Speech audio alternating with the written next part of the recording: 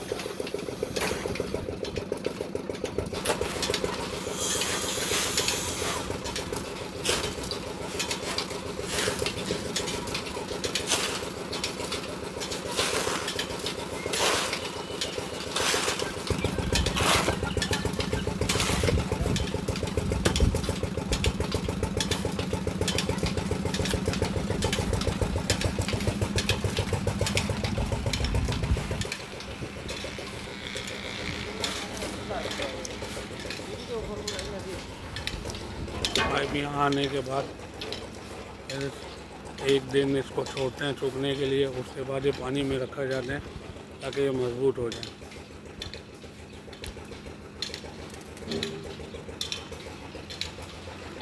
और ये बने हुए पाइप आपके सामने हैं।